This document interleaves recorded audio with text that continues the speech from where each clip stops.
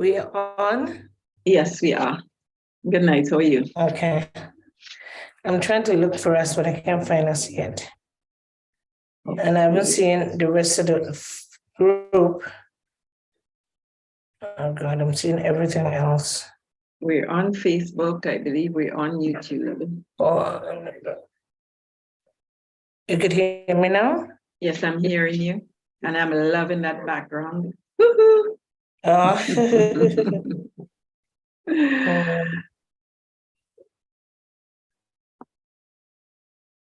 Okay, so just leave Primton here.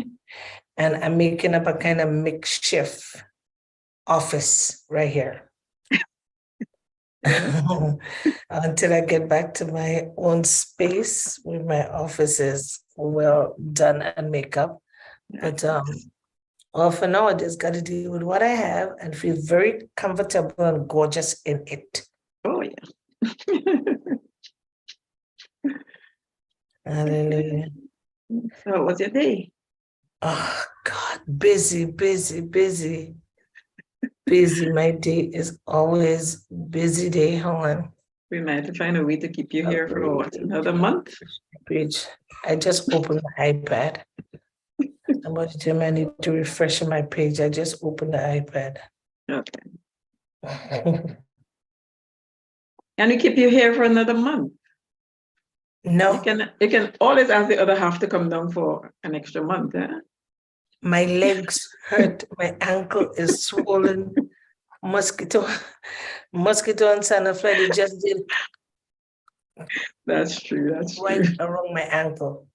And only one footer, so they didn't catch the next leg. So they figure, okay, only one you want to give me? No problem. I'll eat the one that I can find. So need to put on socks or something. Socks? It biting me through jeans. I know. When they're ready to bite, they're finding a way. Oh. Yep. Even through what I had on today. I had on today a pants and a top. Mosquito went on top, the top that I have, and bite me through the top. So if you think you can put on loose clothes to hide, you can. If you put on tight clothes, it does what it. I think what happened, and you guys don't know the secret, is that all the mosquitoes and sandfly in Grenada, it went to UFT. What's UFT? I have no idea. Here in Grenada, but it went to some university, and then on the island of Grenada, there is a university where youths come and they study to be doctors and special kind of doctors. I think all the mosquito went there and all the sandflies. So they know how to bite you, when to bite you, and what you're saying, they will bite you. And you can't kill them because the only thing you would feel is the sting. By the time you get to the sting, they're gone. It's already gone. I think they like it in fresh and new blood. So whenever we have visitors come in, they forget us, the locals, and they just attack you guys. Wow. How great is our God. Mosquito. Hallelujah. They must come where I could see them. I don't tell them already, the day I see you on my foot, I kill you. I don't see them. Oh my gosh, yeah, that's what it is. But I banned them tonight. So far, none have not bit me from about 7 till now. Okay. They're on strike tonight. They don't have a choice. Not tonight. Where's everybody else? Okay, so Doris says she would not be on. She's at work. Yeah, she have a night shift tonight. I don't know what happened with Rebecca, especially. She's normally on time, but I give God praise for them anyway. Let me see if I can send a message for Rebecca. I don't like to do that. They're the ones that should Send a notice saying that I can come. So Rebecca saying if I could find Rebecca.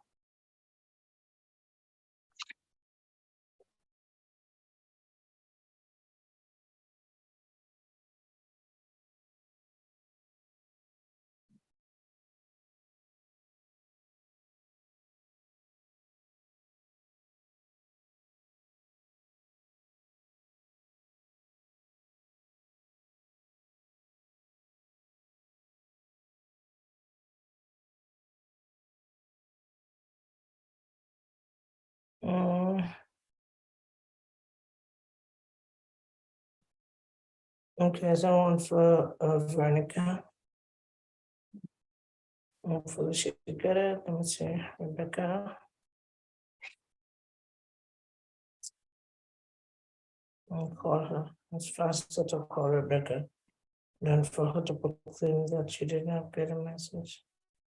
You know, I did not get your message. I got it late. I'm gonna beat that child until I can find it.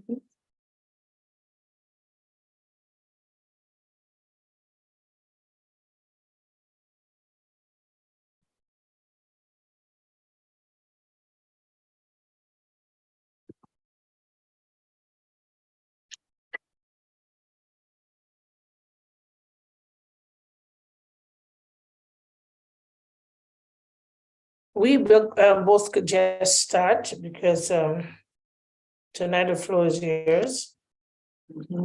And next week until March.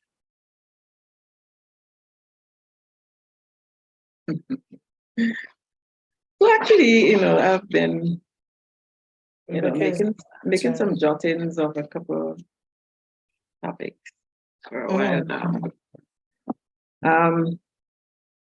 And the one the biggest one, because I mean, it's been on my mind since December, but I still don't think it's the right time for it. So tonight I want to look at, and that's why I was hoping that Saracens will be on. Emotional abuse. Emotional abuse. Myths versus facts. And myths like MYTHS. Myth, okay. Right, versus what the real fact is. So what is emotional abuse?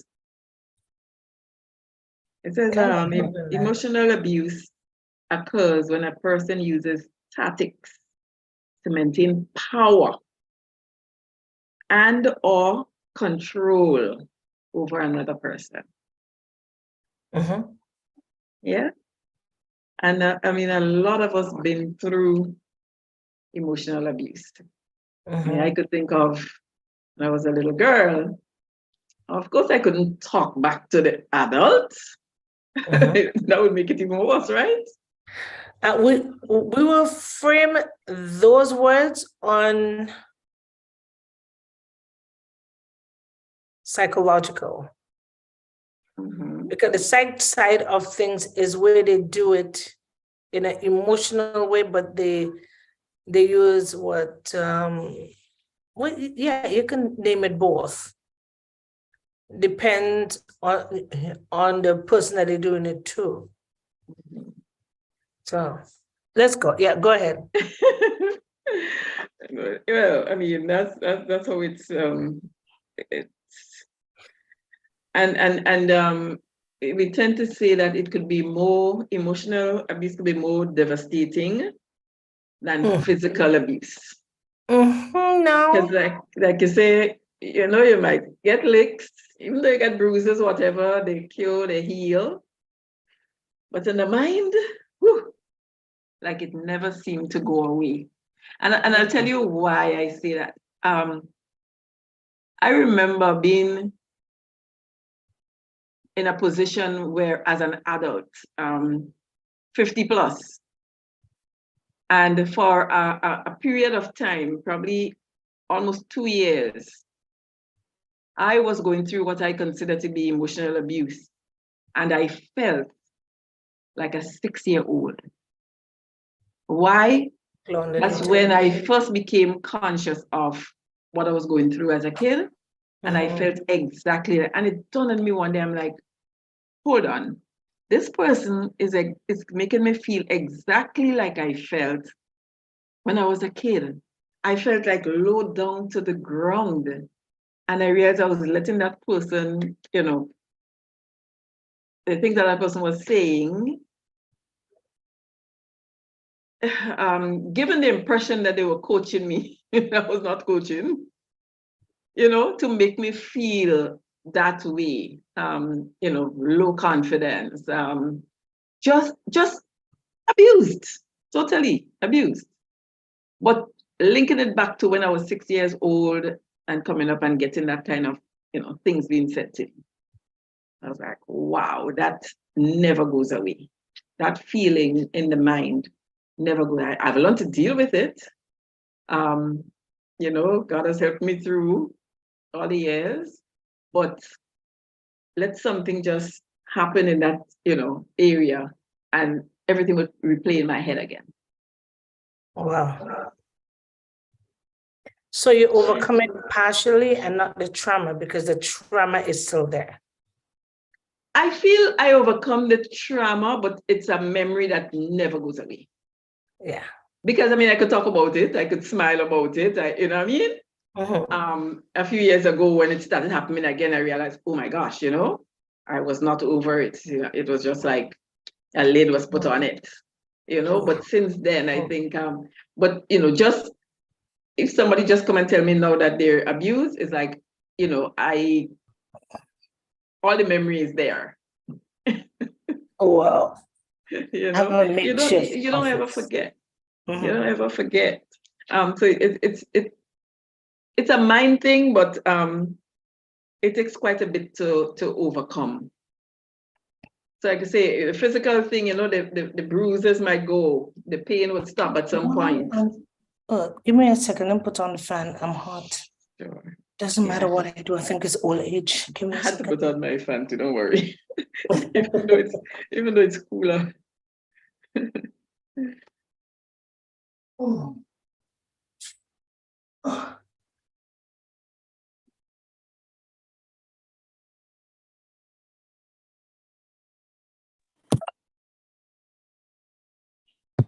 Yeah.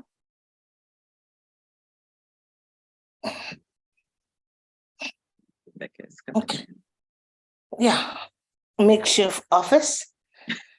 Yeah. Psychological abuse is something that they have never put together for a long time, and they recently now added it to abuse. They just used to say it's just a mindset and it can go away, until apparently it probably happened to one of them inside there, and then they learn, okay, we should put it in.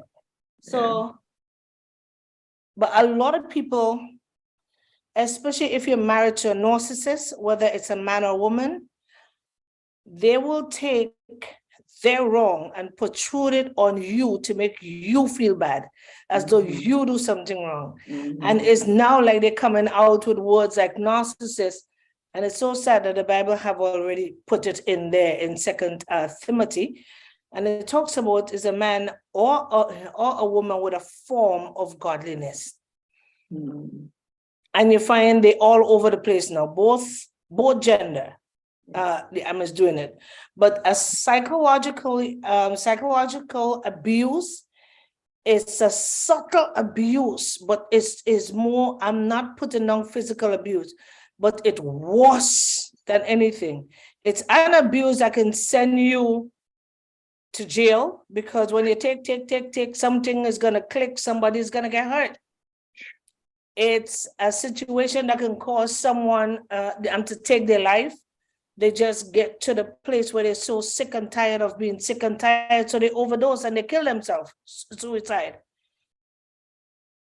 Mental and physical, not physical, but emotional abuse could send you in the asylum with mental illness. And then they could term that to say, well, the person has lapsed in judgment, so they have a mental illness and not taken on the trauma of mental and physical abuse. So it's an abuse that they had as a hidden gem. You could get over it. All you have to do is to think different. But what they forget is that nobody on the face of the earth born with low self-esteem. Nobody. Exactly. Not one human. Exactly. We acquire it on the way up. And this is how we acquire it. You acquire it as a child. Like you're jumping up and down in the house and the mother say, sit down, man, you're too active, sit down. And she said, but I want to show you how I can model. And she will jump around and prance around and show you how she can model. And the mother or father would say, I'm so sick and tired of you. You're too loud in the house. You need to sit down. And those, when you press a child at a tender age, low self-esteem does not leave that easy. And so unfortunately, the child grow up and she think that that's normal. So guess what? She find a narcissist. Now she find a narcissist find her, because a man or a woman that is a narcissist, you ever hear a woman say, man, I just love a bad boy. You ever hear those kind of saying? Yeah. And she's looking for her father. That's a term that they use. I just love a bad boy, man. He's just bad. And then when the ring put on and the door closed, you wonder what kind of man she find. Yeah. That's why the Bible says, he who findeth a wife findeth a good thing, not she who findeth a husband. They have some husbands, some men, they quarrel just as women, and some women love that. Man, I want him to answer me back. Hell no, not in my house. So I cannot, for the love of God, take a man that answers me back. Want to talk back and forth. As a woman, I can't handle that. That I can't handle, and I would never handle it. Okay. But a lot of people do it. Another thing women succumb themselves with, if he does not hit me, he does not love me. You ever hear that? Those are terms of abuse. A woman like that, she grew up with a narcissist father or a narcissist mother. The mother either beating the father all the time and he's scared to call the police because they're going to say, you mean this little woman is abusing you? And that's how things happen. And that's how now they get to understand. And it's only recently they start putting it as an abuse, mental abuse, psychologically being abused. That's why this COVID, you really get to see who is abused physically, mentally, and psychologically. A lot of youths today is hanging themselves. Why? Because of secretness goes on in the house. And it stems from the parents. Okay. Hi, Rebecca. Welcome. Good night. How are you? Good night. A toothache, so kind of was trying to see what I can do. Oh, sorry to hear that. Okay, so tonight we decided to talk a little bit on emotional abuse and the myths and versus the facts of emotional abuse. So I have some myths that we're going to just talk about, and then what the real fact is. So one, it says emotional abuse only happens to poor and uneducated individuals.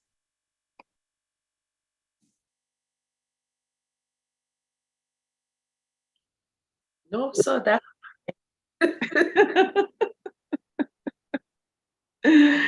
Well, apparently at some point, that's what it was thought. Yeah, but you could look at Johnny Depp, the case with Johnny Depp and his wife.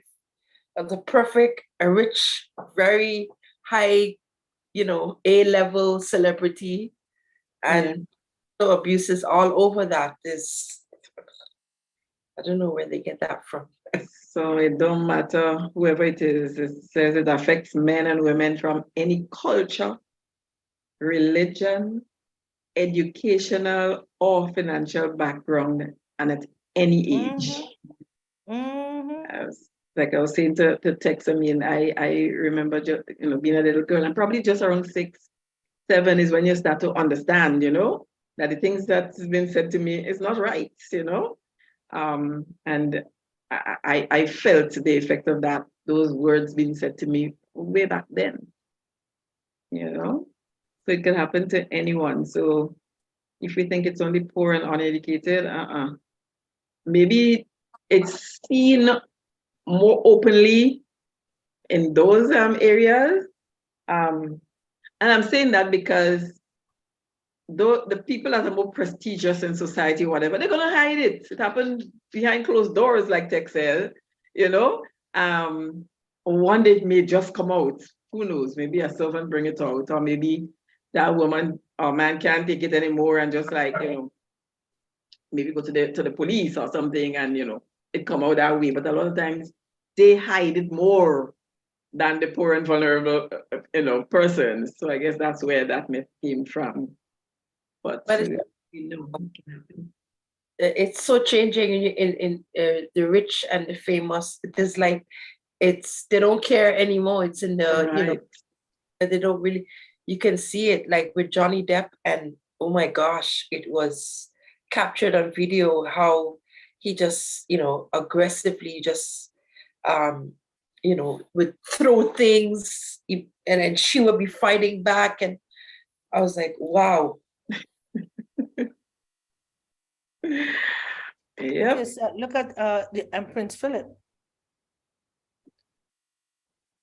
When his son, when Harry was trying to tell him what they're going to do. Is it Charles? Charles. Charles. Philip was good at it. Yeah. And he was saying, well, that's how it was happen for me. I grew up in that strict way, so you just got to follow it.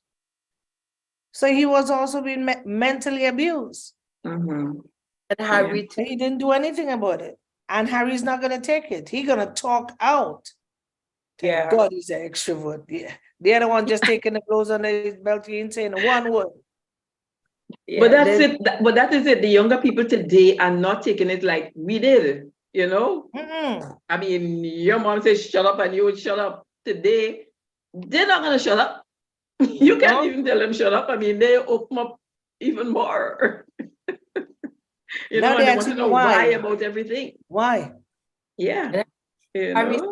Harry said, I don't care. I have to protect my family. And he said, he did say that his brother and his wife, that they said they can't do anything about it. They feel, but that goes to show that you're looking at them, but inside they're just crumbling. And, it's, and he struggled with mental health, major mental health issues as well. Mm-hmm. Yeah, but look at Stitch, and the guy who killed himself. What was he struggling with? Everybody is looking and saying, "Oh, he shouldn't." No, he shouldn't.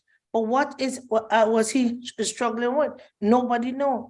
Sometimes you're married to somebody and you don't have a clue what they're suffering with, because many people are married, but they never unpack their bags.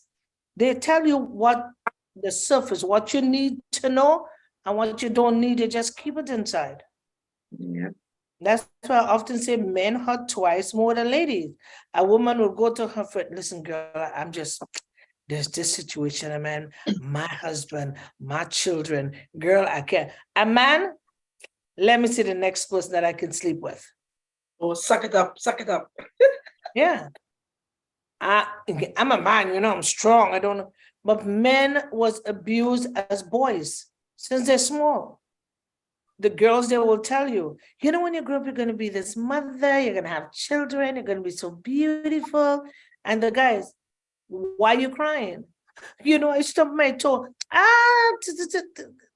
Why are you crying? You're not a little girl, so why are you crying? So they get it from since they're not to expose the weakness of them. And because of that, some men, they are still suffering. And you're watching them today as big pastors, big leaders of government, and they're suffering. And they would not come down and say, well, I was suffering from this thing. Look at your ex-prime minister. He has a lot of issues. Does he talk about it? No. But he used it by bossing people around and belittling the people. Those are signs of traumas. Those are signs of abuse. Those are narcissistic ways. But you know the He's thing out about, of it, yet he's still throwing stones. but you know the thing about it is that it's such a pity because we hold on to something so dearly to the point that it could kill us.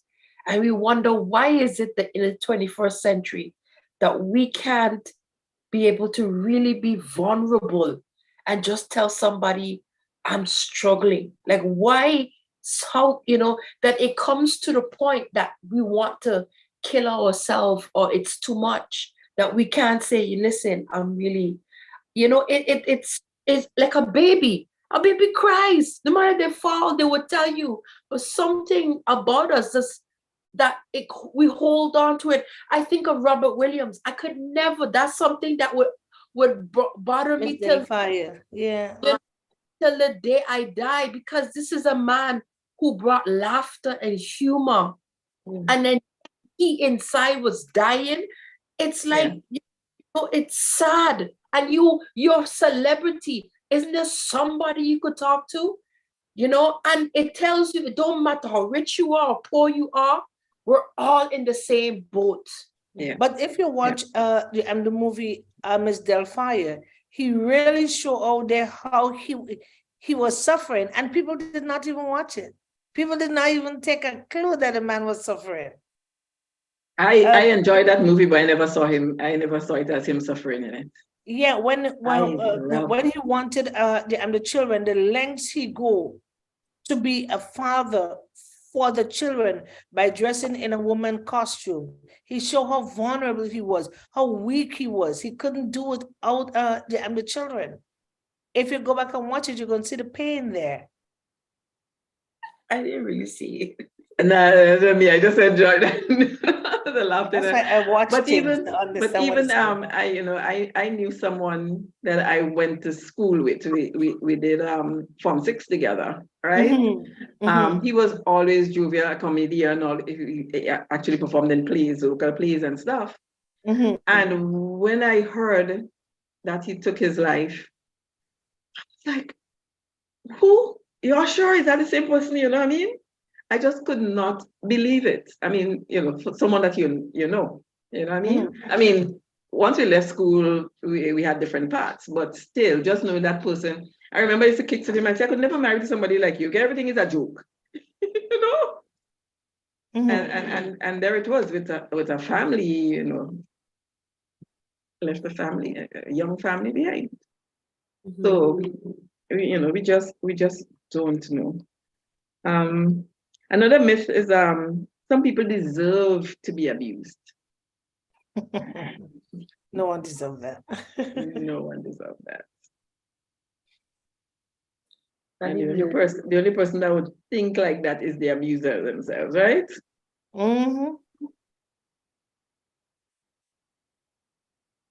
Yes, abuse of any form is against the law. So even emotional abuse against the law. Touching without consent, yeah. But you know what type of abuse? And I think I didn't realize it, but I believe that's where my ministry is. And it's very subtle, is the elderly. Yeah. Oh, yeah. The elderly, it's like... It's not subtle now, it's loud. It's loud, but I mean, because I worked in the home and I realized that there is direct abuse and there's indirect abuse. And when I mean indirect is, I've seen it, I still see it in the home here, where people look at somebody, at the elderly, and they will say, move, you don't stand there, move from there. What you... And not realizing that that person is suffering with Alzheimer's or dementia, and they just you have to talk to them and say, Miss, come on, you're going into the right direction. Let me help you back to the chair. I've seen it. It's that, to me, is so serious that I think a lot of people who work in care needs to have training in understanding how to deal with the elderly. Because sometimes, you know, you think you might feel like, well, you have good intentions, but think about if somebody speak to you that way and say, sit down, stop walking up and down, going back and forth. How would you feel? You know, so I'm seeing that it's very subtle. And what elderly people need is a lot of affection, close contact. How you doing? They respond so well with these things, but it is becoming to a point where people don't recognize. It's as if, well, they're old and they think they're a baby, and so we have to talk. No, there should be royalty. These are people who have passed years. Respect. Yes, they need our respect. They've been through World War One. They've been through so many experience, and so we need to take the time to look and sit down and, you know, really talk to them and get training. I know sometimes it's very difficult because when you're in that field, you know, you have to rush, you have things to do, but we have to remember that it's a ministry and it's something that you have to care about. So for me, I find the elderly is being neglected, and abuse is to a point where people think it's normal. It's not normal for you to shout and tell somebody, sit down, you're always walking up and down.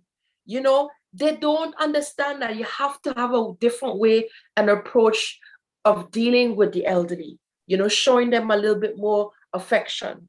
So I really find that it's to me, it's a bit concerning. It's really, really concerning. Listen, when you tell people about that, the first thing they tell you, oh, no. It's my mother and she's miserable. I know she's miserable. No. Anytime you walk into any nursing home and you see the old people, like they're kind of scared or they shy off, it's something that's going on. And people, it is so sad that your own parents have to be inside it before you acknowledge those things is happening. All they have to do is to walk by. Sometimes you see they come outside. It's not that they just want to come outside and stay outside. It's because of what's going on. And then we have now male nurses that is looking after elderlies. Is it right? I think it's election. Yeah, I think and you're referring to male looking after female elderly. Yeah, that is so wrong, because you find now a lot of sexual abuse is going on with the seniors, and it's not only the senior men that is in there who is monkeying around. You have the staff that's going and sexually molest the seniors, and when the seniors talk, then they drug them to the point of they're unable to respond. Yeah, there's a huge case right now. I think my dad was explaining to me in France right now where some homes are under investigation by the government because the lack. And the thing is, it's all money. And I've seen it because I worked in the care industry for a couple of years. It's about money because they get a lot of money, a lot of subsidy from the government, but the proper kind of care that they need, they don't get it. People, they're just tossed aside and nobody's paying attention. Nobody's there to sit. And it's just about getting your money and you go home. That's it. I get paid. I did what I have to do and I go home. It's such a sad world that we live in today that even though we get money, we should have some form of integrity about ourselves. That even though you get paid every month, is money more worth than your soul? Are you who you are? What about feeling good about I've accomplished something? You know, that's the thing. Nobody seems to. It's just I want to go home and I don't care. They don't. No, I've seen it and I thought that it would have been a little different for me on the island of St. Martin, but I'm a bit disappointed. So disappointed. Because I feel that the elderly, they deserve more. They deserve 24-hour support. Text, you're muted. I have people that goes into work and it's not their passion. They just go. Exactly. You see, when it is your gift, your whole way of working with people, it changes. But you see, when you just go because of the money, I'm just going just in 8 hours, I don't care, I'm gonna get this amount and that's what I want, so I'll take it. Your attitude is totally different. You go, you don't care. What happened. It's not my business. They close their eyes and they walk away. And they see a lot of things. But when it's the gift that God gave you, you see their toenail, your eyes would look as their toenail, then you look at their fingernail, then you'll watch them, you'll touch their face, you'll play with them. It's a total difference. And my prayer is they got a lot of security or police must turn on some cameras there and watch each individual in the room. Though it's going to be wrong, invasion of privacy, but our seniors need extra help, somebody should be standing by the door. If it's $200, just get 200, just pay them something more. But the day I find somebody interfering with any senior, any country I'm in, they will jail me because I'll go after that person. Doesn't matter where. Ridiculous. It's sad, and they have a lot of ladies that men just they often say, you know, monkey know what tree to climb. I dare somebody to abuse me physically. The thing is, the dementia and Alzheimer's, my God, how would you be able to communicate that I've been abused? Because that's the reason, because there's someone who's suffering with dementia, they will not be able to communicate and say, I was violated, because they're struggling with memory issues. But they do it, I'm with tremble. The Lord is not gonna hide it. I don't care what sickness they struggle with, the Lord never hide it, because they see it coming and all of a sudden they just their breathing go higher, or they're just watching around. They don't know why they're watching, but you can see the signs of how their face change, their body, their shoulder goes up. They have so much signs that you could look for. So much signs. Even a woman that is physically abused by a man, and you watch her outside, her pupil dilate, and she watches you. And she gaze right into your eyes, or she'll just pass and bounce your heart. Those are signs of saying, I need help. So we all got to be out there for each other. That's why the Bible said, be your brother's keeper. Yes. No, the devil rounds around. You don't only have to be trained in those things. You could ask God to turn it on for you.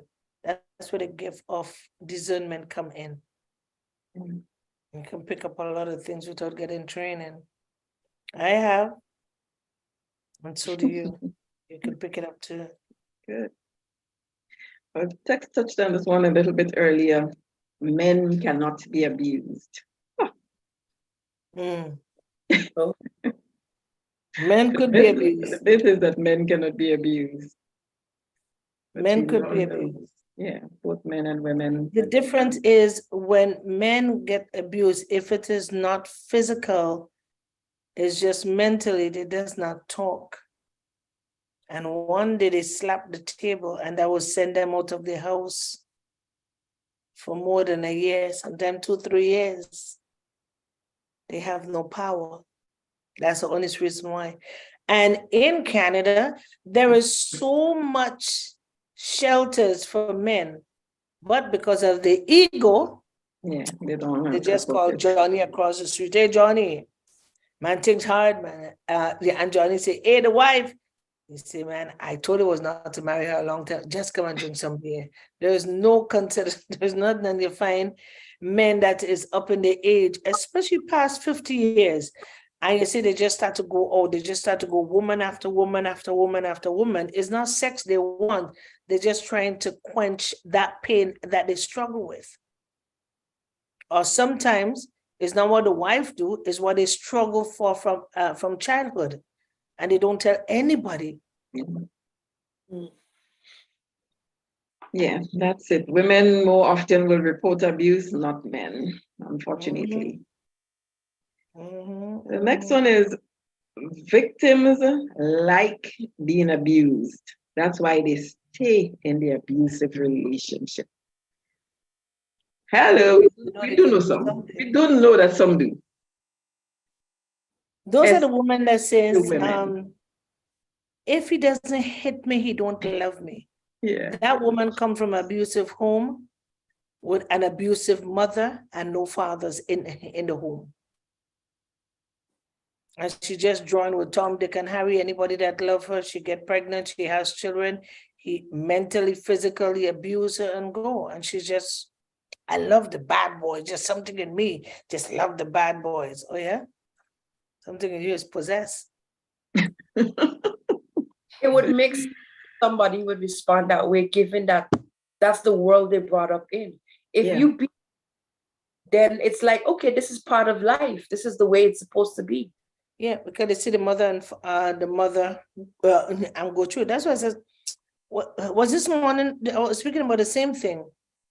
When the grandmother is not strong enough to break that generational curse, and the mother is not strong enough to stand up to break it, your father is not strong enough to stand up to break it, you come into an abusive family and wonder, am I part of this family? But you have given your heart to the Lord. So now you're seeing all this thing and you want to know, really, did I come from them? Am I sure? But God would allow you to come through them to break that cycle. Yeah. Yeah. The fact is, staying in an abusive relationship does not mean that the victim wants to be abused. Says that on average, it takes several attempts before a victim can leave an abusive relationship. And that's very true, because sometimes they want to go, or they may have left, especially if they have kids. And the other party would come and, I'm so sorry, it won't happen again, and I don't want to be away from my kids, and blah, blah, blah. And so she bundle up and go all the way back. And then nice for a month or two or so, and then something happens and it triggers again and it starts. And unfortunately, sometimes it ends in death. I had a case recently of someone dying at the hands of someone who claimed to love them, just in the last year. So sad.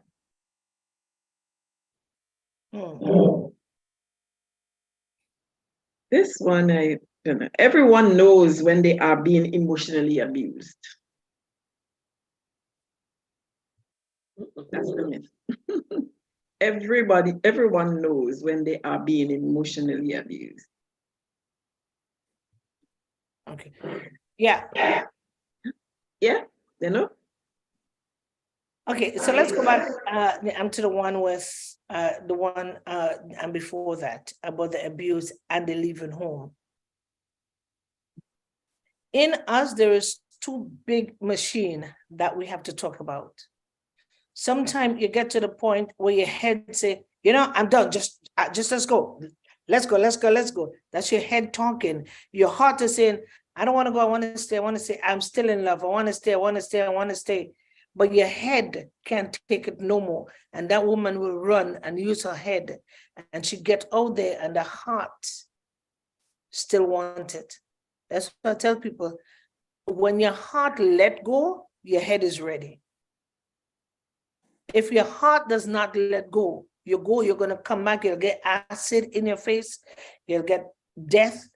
And a lot of people run without calling the shelter. They run unprepared.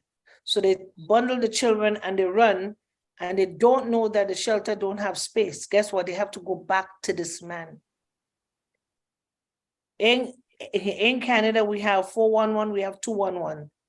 If you call those numbers and you say what's happening to you, they will get you, if not a shelter, they will get you a home. They'll put you in a home so fast. But some people don't call, they run, and they go back home and they get killed. That's why they always tell you, always have a plan of escape before you escape. Never just pick your children up and run. It's important. Yep, and a lot of times it ends in death. Mm-hmm. So it says the fact is that emotional abuse can sometimes be hard to recognize. Victims do not always know that they've been called names, being insulted, or being put down is emotional abuse. You know what's the hardest one? The hardest one is the subtle abuse. Oh my God, that dressing fit you good. It kind of look, if it was on me, it would have looked better. Mhm, mhm. Those are such insulting words that one should never take lightly. Or they will say, you have such a nice complexion, but you're so dark. That's another one. They have another one that they say, if you had only put on the black shoes with that dress, you would have looked so much better. Those are subtle words you don't take. Is It's a that narcissist that's speaking to you. would that be called passive aggressive? Be abuse?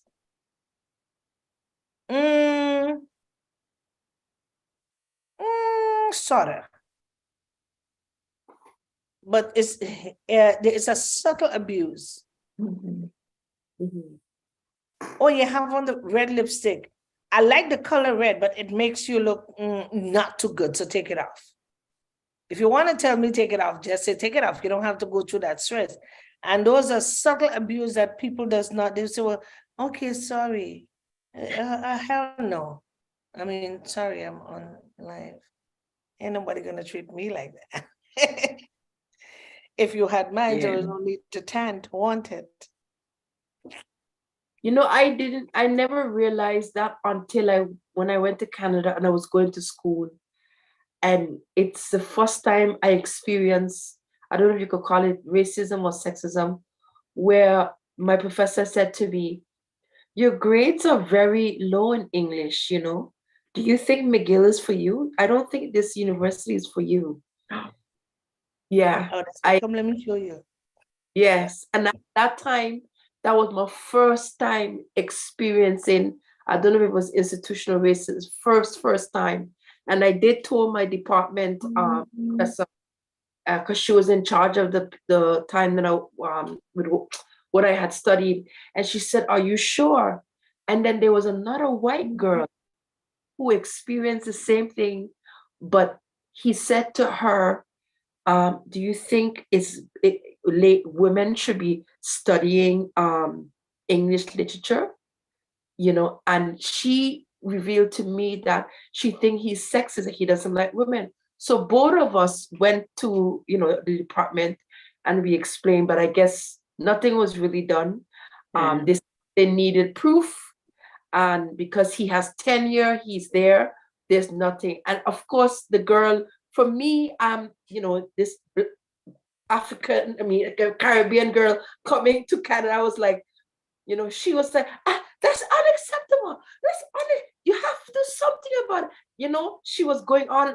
And I'm like, that is when she kind of gave me the strength to say, wait, I should fight for myself too. But at that time, I felt maybe, maybe I'm not good in English.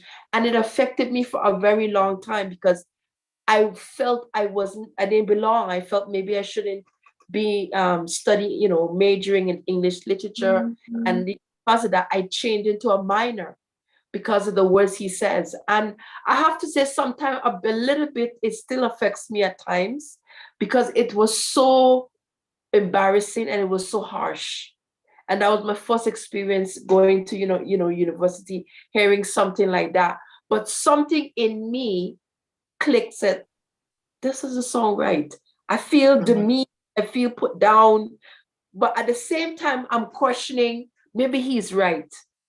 You know, I was a bit confused at that time. And that's when I began to pick up. And it happened again with another professor, but, but I was able to pick up on those kind of conversation. I was able to recognize, wait a minute, this person is saying something, but it's putting me down. You know, like one professor, professor said to me, you sure you did all this essay work? Did you plagiarize the work? And I said, how can I plagiarize if it's my own work? Obviously, she put me through the dean, and they didn't believe me, or whatever, and put on my transcript, disciplinary, whatever, a disciplined, I guess, punishment, and that will stay on my transcript for 5 years or 10 years. And then they will remove it. Literally, just like, and I said, plagiarism is when you copy other people's ideas. I said, this is my work, mine work. And she said, I'm sorry, Rebecca, I reported your work. And I was like, but the way she was speaking to me, I said, this is not right. This is not right. You know, so that's when I began to pick up on how settled people. So, you know, you're a very intelligent girl, you're very smart. However, I still believe that you're not capable of doing or writing in this manner. Yes, straight. I said, Miss, this is my work. I wrote all of this. I work hard. This is my work. She said, I'm so sorry. I presented the work to the dean, and it's out of my hands. I was so devastated, because I was like, this lady was always telling me, Rebecca is so smart in class. She always have great ideas. And then all of a sudden, I was like, you know, I said, but what her that put me in that situation? And that's when I began to realize about emotional abuse in that kind of way. Mm-hmm. But a lot of people, sometimes it's like the devil's twisting it, and it makes you start questioning your own self, or question ability.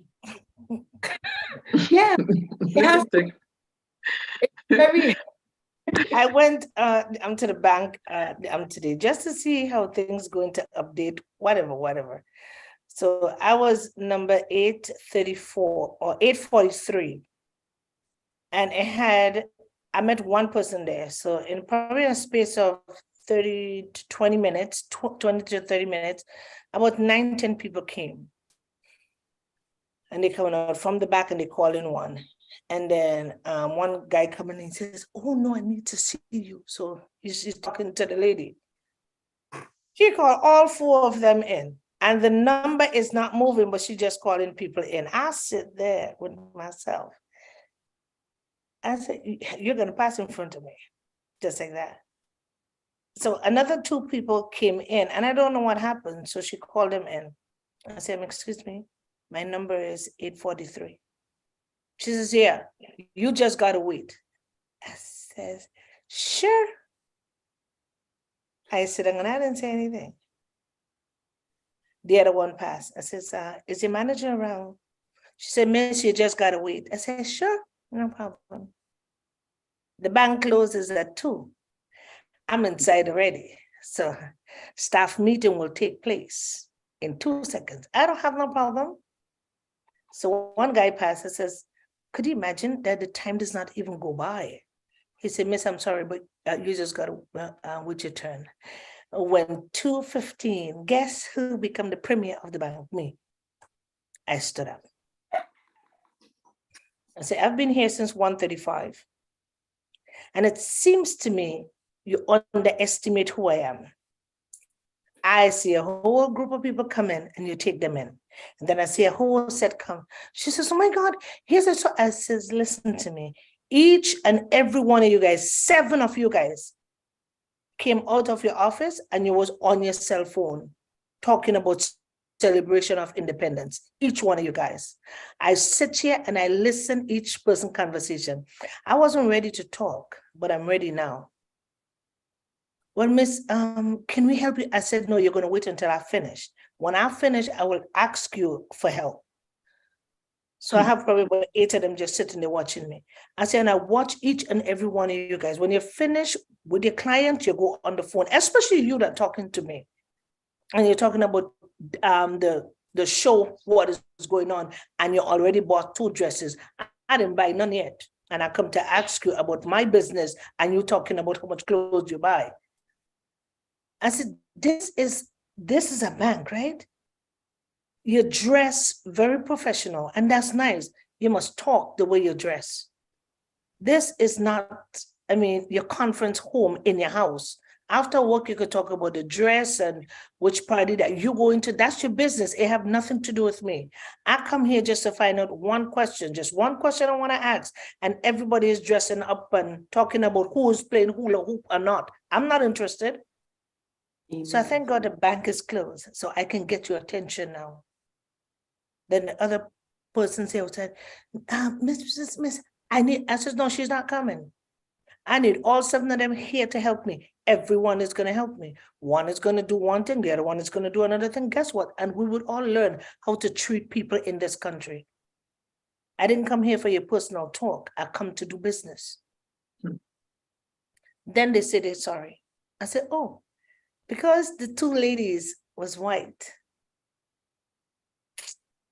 You tell me to wait and you call them in and I sit here. Oh my God, you're not living here? I said, that should not even come to your mouth. I said, whether I'm living here or not, it shouldn't come. Oh, but your accent. I said, that should not have anything to do with anything here. You guys are very abusive here.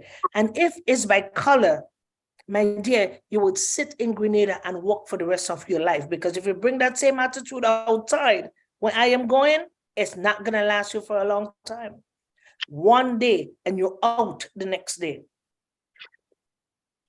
Then I did not know she was the manager of the bank. Oh, Jesus. Oh, my Lord. And when I said I didn't know, I was innocent. But I just have to give my 2 piece because it was, I sit there from 1:35 to 2:15. Yeah. And white people come in, the one Huggins come in, and this one come in, and they have their color, and they come in, and she telling me that I have to wait. Yeah. I have some people that came from New York, and they came in with their slangs, and she just said, Miss, you gotta wait. Sure, and I went, sure. Because I know. Then she telling me, I'm so sorry. So they say, oh, yeah, your bank have overdraft. I say, all of you that talking to me, you're not going to pay it. I want my account to 0. You pay it up and give me my card and let me start to do online banking. I got it done. Never let anyone put you where God never sent you. That I learned from Pastor Victor. And it's not going to happen. But could you imagine that? Because she thought you were a local person, you can sit there and wait. Let me deal with Mr. This and Mr. That and the other. These things drive me nuts. And that's cooperative bank. These things drive me nuts. And so, you guys ain't here to half of me. Wait until it's my turn. The bank is going to close and I would have the stage. Don't worry. Oh, they got it good today. And I want to pass there tomorrow to say hi to the staff, to my new staff. Hallelujah. But I don't like, like they finish one clap. Girl, so what, Miss, just give me a second. So what clothes you put on our costume? I said, Miss, just give me a minute, please. Please? I said, sure. And she's on the phone with personal problems. And when I addressed that today, I didn't know she was the person in charge. I thought she was just a common worker. But you have to let them know. Exactly. Don't go anywhere and just walk out and don't let them know. Doesn't work I see you be coming up to certain persons, they're on the phone, and they would not even acknowledge you and say, okay, just hold a minute, let me just finish with, this client I have on the phone or something. They just ignore you. I'm like, is there no customer service anymore? Today. Is there no customer service anymore? Just to say, just give me 1 sec. Let me just finish up with this. I have a client on the phone. Or you did not tell me what it is. Just give me 1 sec. Acknowledge that I'm there. That's all I want. I'll be with you shortly, or something like that. Exactly. Don't Then you hear my accent and telling me, oh, you're not from here. That have nothing to do with you. Exactly. Exactly. It was- I'm it sitting was there, terrible. you don't know what I'm going through, what pain I'm going through right now, and I may just need to just get this business done so that I could go, treat myself, do what you don't know. You just show her true colors. Lord Jesus. Yeah. It's sad. So I have one more myth. Abusers never apologize. No. They'll have a way to bring it around to blame you for their fault because you didn't answer them back. It is true. They're narcissists. That's the myth. The fact is, abusers sometimes apologize, but during what they call the honeymoon stage of domestic violence. They You remember don't I said you would apologize. take the children and you would go, and they would Mhm. come back and say, I'm so sorry, it wouldn't happen again. I need to have my children. And sometimes A they good go show there, to watch. A they good show. they buy gifts for you. Oh, you come home tomorrow with beautiful dress, shoes, jewelry. Ooh. But then the they're going back. cycle starts again. A good show to watch is Sleeping with the Enemy, and you would understand what a narcissist is. Yeah. With Julia Roberts and Yeah. I studied that movie. I must watch that again. So it's a I long time. watch it over and over and over. That was my textbook. When I understand what a narcissist is, I say, okay, Yeah. I will learn to play the game.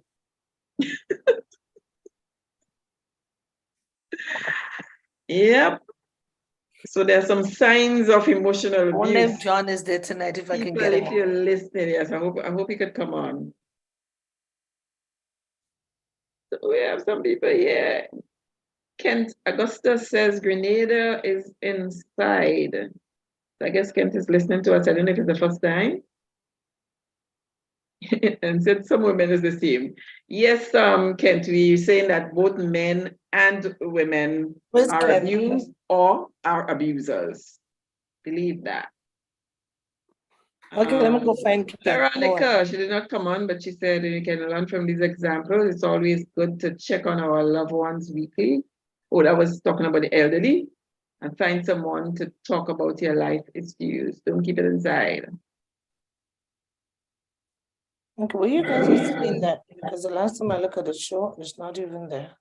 There's a comments on the Facebook Live. Oh, I don't know what happened. I don't have it. Yeah. So some signs of emotional abuse. One, we said is name calling, and we had some examples a little earlier. Wait, put on a dress for you, look so fat in it. Oh my gosh. Mm-hmm. You could say something nice, or maybe you should take a size, maybe a little bigger. That alone would, tell me, something is wrong with, this size. You don't have to, it's so fat. But what do you like Caribbean people? We have I don't know, we have a tendency, we're very forthcoming. We might say, girl, where you going looking like that? But sometimes we don't mean it. We just, I don't You know. can't speak for everybody. Some people, they mean every word they say. Just we as Caribbean people, we say things, but it's not demeaning. It's almost like it may come out harsh, but we mean it to say, but girl, you're putting on weight, you gotta too much. Yeah. No, but you know that they don't mean like in a negative way. But when you go, but on the other side now, you might be like, there's something different about the approach or what some say. Because some is you can sense in their heart, they're trying to tell you, be cautious, you're gaining weight. And then there's the other side where it's like the person is putting you down. All right. Yeah, I find we as Caribbean people, we're very frank, if you go in I would say, and like I say, a white community, you say, you're fat, you know, they'll be like, oh, you know, they'll feel bad. But for us, you tell us, girl, you're big, boy, you look big and plump and nice. You know? We're not gonna Well, it depends on who you're saying it to, yes. right? The relationship that you have with that person, you know. But I have learned over the years to temper the way things come out of my mouth, because I used to just like say what I think too. Even though I don't talk a lot, but when I say something, I say it, you know, just as the thought comes out. So now I'm a little more cautious. And again, it depends on who you're speaking with, you know what I mean? So you might be able to speak with a very good friend who, when you say that, you know, they don't take it, you know, they know that's Rebecca, so that's okay. Whereas somebody else would be very offended. So you got to just be careful knowing who you're speaking with, the relationship you have with them, or just tone it down. Try to find a nice way to say something that may not be, you know. I used to be much think 3 times or what I'm gonna say, you know, to anybody. Then like before, oh my mom, I would just say what I feel like. But because of experience and people and things that I've done, I just try to be very cautious about what I say, you know, and everybody's human. We all struggle with something, you know, we all struggle with. It's better for us to understand each other than to judge. Yeah. Do you know what? One thing I don't like is when a person don't know you and they begin to question you. I get very, very, very, very finicky, and I just want to tell the person, okay, enough is enough. What's happening to your family? And they will just dig into yours, and because some people are so not extroverts, introverts. I have a sister and I have a brother. So how old is your children? Just ask them, so how old are yours? There's nothing wrong with asking them the same reverse psychology, just reverse things on that. So your mother have like, how much children again? Your mother, or what's about yours? How much does she has? That's also helping the other person to stop. And if you keep answering and keep answering, they will keep prying and prying and prying. And at the end of the day, they're gone with your whole life and you don't know nothing about this. So we got to be careful when we speak into people when to land that boundary mark. And a lot of things that some people do, they set boundaries at day 10 and not day 1. Somebody come into your life, the first, this is what I like, this is what I don't like. Like some people says, you know what, please don't walk in the house I'm with shoes. Because some people, they come from outside and they walk right in. But a stranger comes in and says, please don't do it, I don't like it. They respect you right there. They will try to push your buttons, you stop it. You don't say, don't do it today, and it's okay, you can do it tomorrow. You're sending a mixed message. They'll walk over you. And then now at day 11, you want to say, I told you from the first day I don't like it, but you see me doing it. So what's about it you don't like now? So you got to set boundaries, and not every question that need an answer, especially where your personal life is concerned. That's why I tell people, as much as I talk, I'm very private. So I will stop you. You ask me one question, I don't go for a second question. I'll stop you right there. And we all need to learn to set boundaries. That's why a lot of people is so frustrated now. Well, she's overstepping. You allow her to overstep you. You allow her to talk down to you. So you can't be vexed, you can't be mad because you allow it. That's something that we got to be mindful of.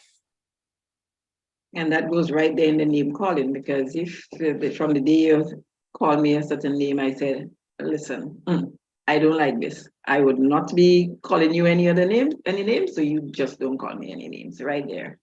And try to. Yeah. What about shouting? Sorry, yes.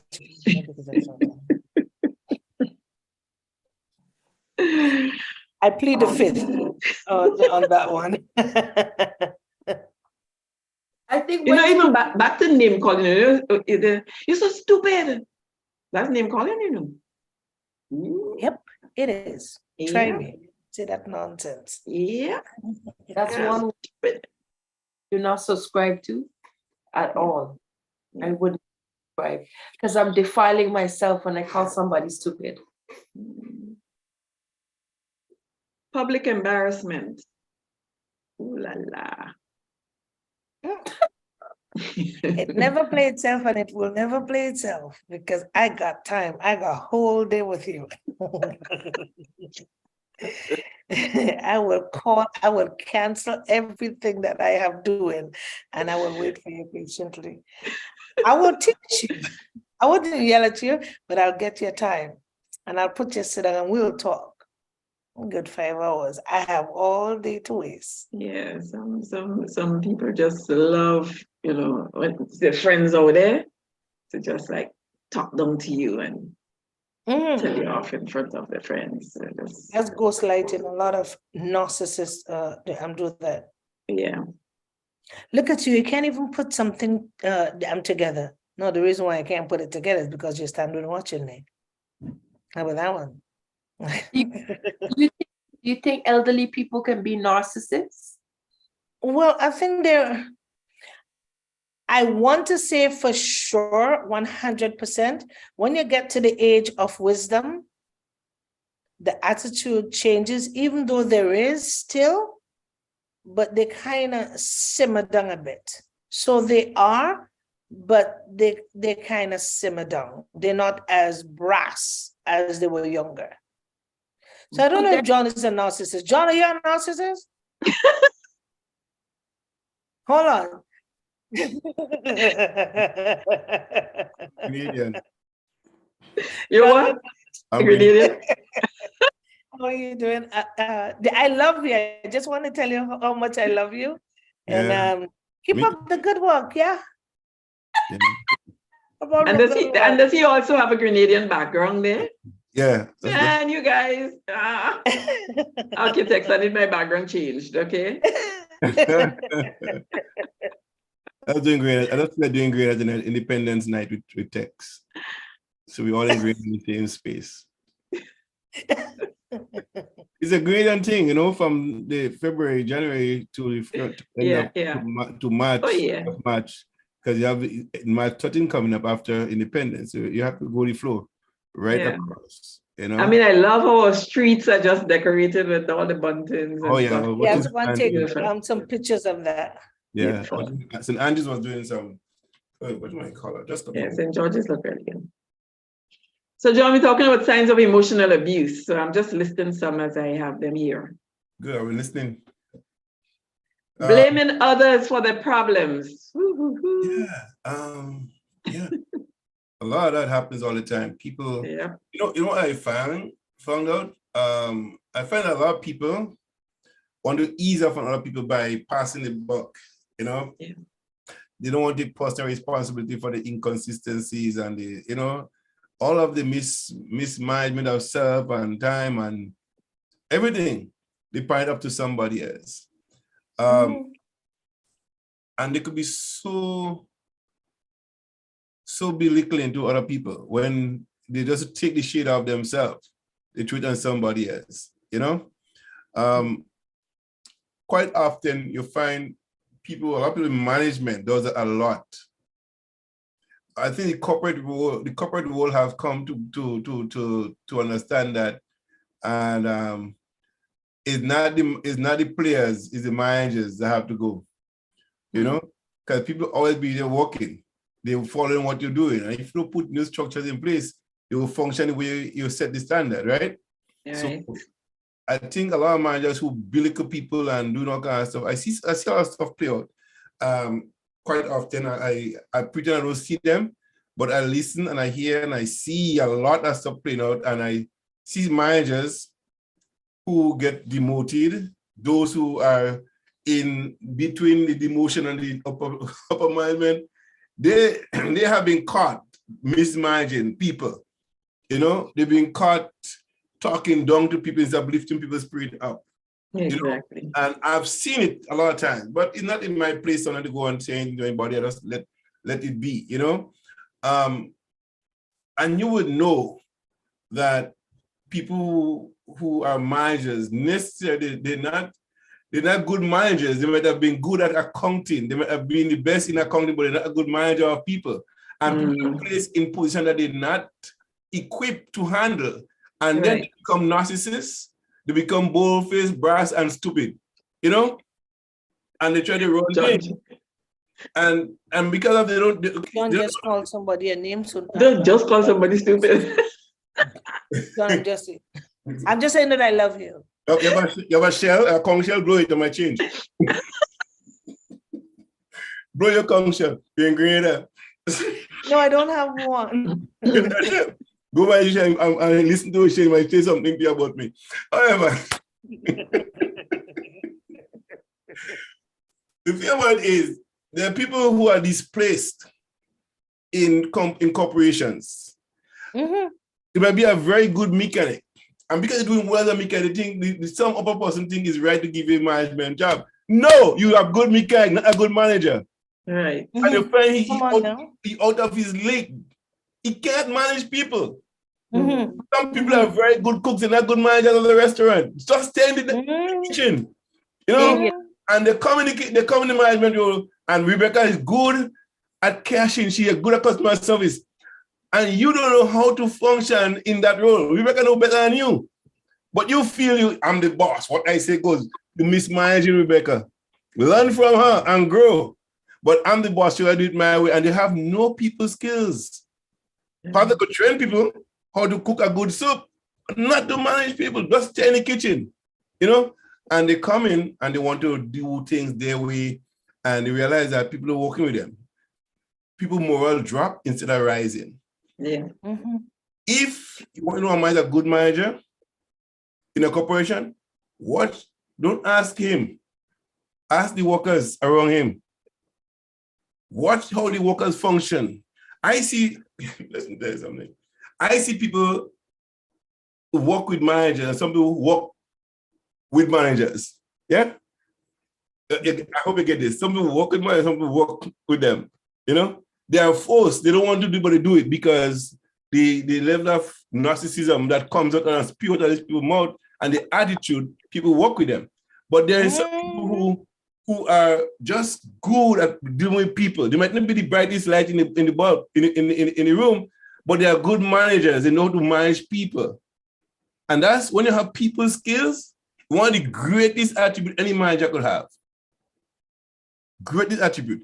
But doesn't mean that you shouldn't learn about other things. So you, as a manager, you have to learn about accounting, learn about marketing, learn all the things that other people do in your workplace. But you must be, most of all, a good manager of people, a good selector of people, only quality people, And if a worker in your place is not functioning at level, you don't yell at him. You ask him, how can I help you to get better?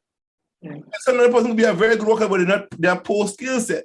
So how can I get that person to be better and having more efficient so the company could benefit?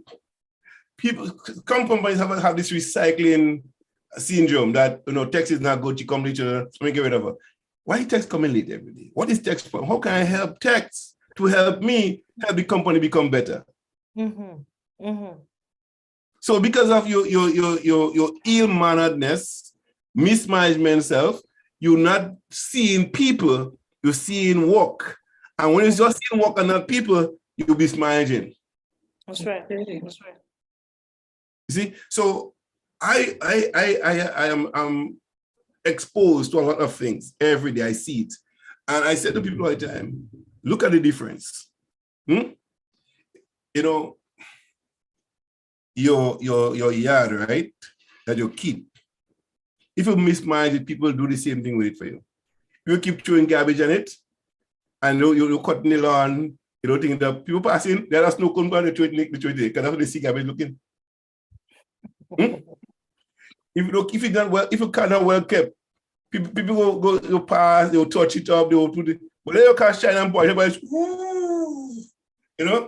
then coming close to it, and they ask you, can I lean? And they don't want to lean on your car. But have a dirty piece of car in town.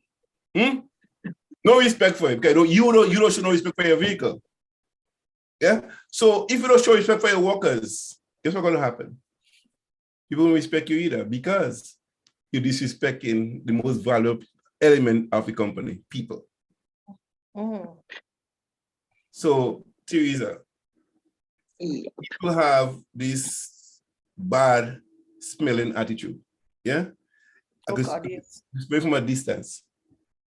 Some of them might be a good friend, and sometimes you try to say things that will pick up, get a clue. And they don't pick it up either. Because sometimes they don't see you as somebody who's seeing through them. Right. They count you out because you don't have the title that they have. I'm the boss. Yeah, well, be the boss. You're not a manager. That's the difference. Yeah, they have a lot of boss that's not managers. Exactly. Oh, yes. You see, boss is like a boil. It starts small, boss get bigger and just bust. But then you need a manager to manage your boss. So it is what it is. And in a relationship, we have that. I heard Rebecca talking about if old people could be narcissists. Let me tell you something. A country when it's small, it's still a country when you get old. Some old people was narcissists since they're 12 years old. They never change. They get old with it. They get to become a bigger narcissist. So if they don't correct it, they grow old with it. That's true. And then you have to start managing them now. And they say, oh, it's better to fix a cracked man than a broken one. You ever heard that before? And so the same thing goes for old people. If you can fix the cracked one when it's broken, it took twice the work to fix it. So narcissism is a trait in a lot of people. And some of them, they display it at any given point in time when they feel like doing it. Because they are untrained. Narcissist people are chameleons, eh? They could change like this. Like Yeah. No? And they feed on your anger. They Exactly. feed on your pain.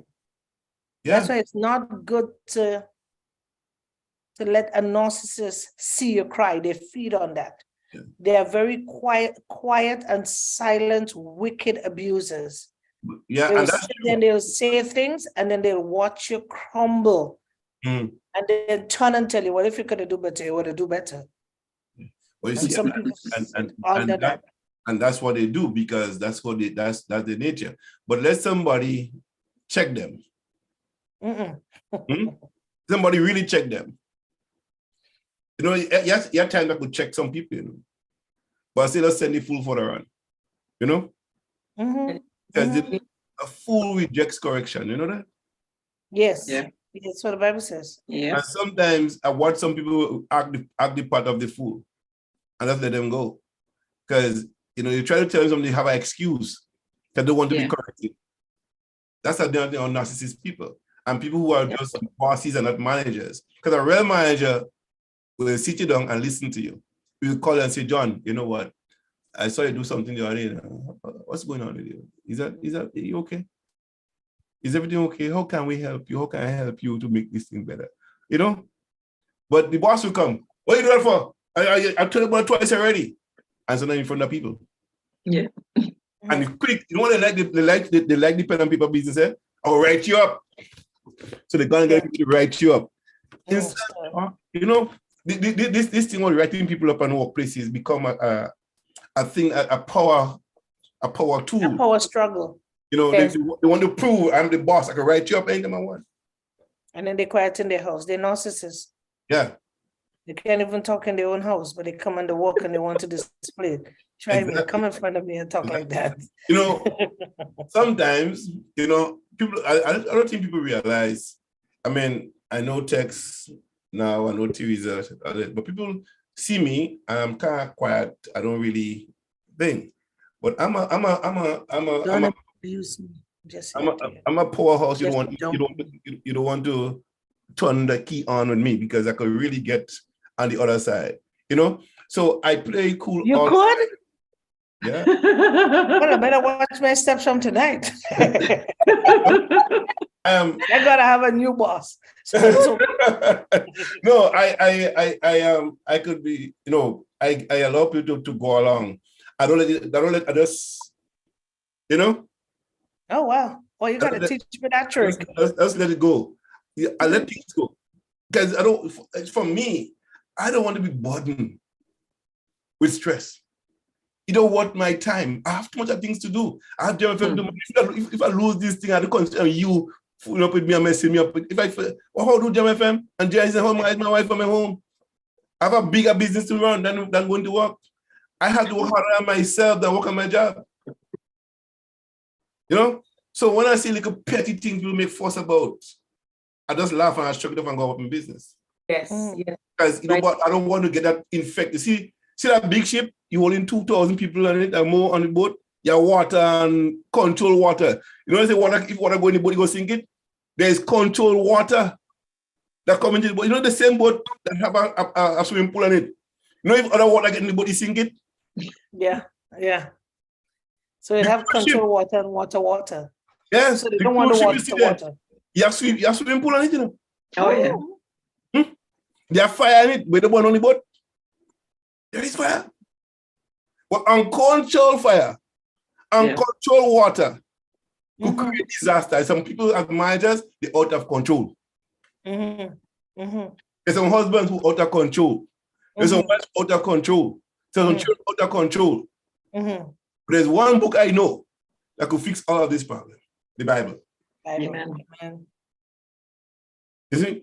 So unless we come to the realization and not seeing the Bible as a Christian book, a book of God laws, everything in law, in creation to obey a law. To drive on the road is a law. To go to school is a law. To go to church, there is laws. In a relationship, there is laws. Yeah? But we decide to do which we want. They break the rules. Narcissists break most rules. Yep. And the humble get most abuse. And sometimes when you come to a point when you can't take no more, you just let it go. I remember I was about probably 10, 11 years old in school. I just around getting ready for common entrance. And there's this bullying in school. Everybody in school afraid. Principal afraid him. When a principal afraid somebody, you know the person bad, eh? Principal afraid him, assistant principal, mother, father, everybody afraid this guy, But I'm John Callis, cool, calm, stuff like that. We play marble in the morning, the Friday morning, and he was losing, so he got all the marble and running it. But who told him to do that? I'm like, brother, you can't do that. This is wrong. Oh, what are you going to do about it? I said, okay, fine, I just forget about it. I don't want to fight, because my school shirt nicely pressed by my mother, I don't want to go fight it early morning in school clothes, got to go in class, you ramp up and all kinds of stuff. So, I was practically up my clothes too. So I didn't bother about it.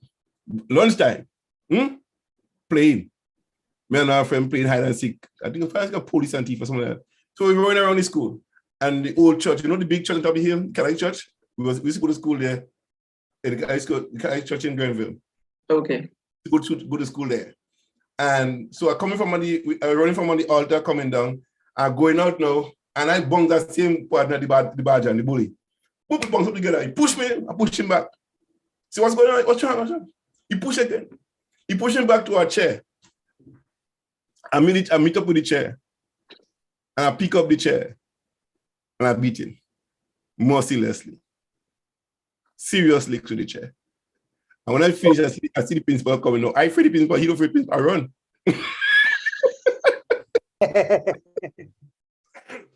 I run home. The father said, when he comes early, I don't want to have me beat me. I tell him, don't fight. I go back to school, I get 6 strokes in school against it. Guess what? Never say what you do in school.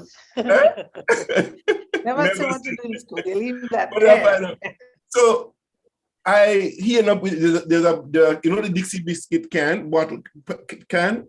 The Dixie biscuit used to be in a pan. The silver pan, square pan. The Dixie had a tin I don't know. Yeah, the cylinder one, the blue one, the red one, the Dixie biscuit. Oh, yeah. All right.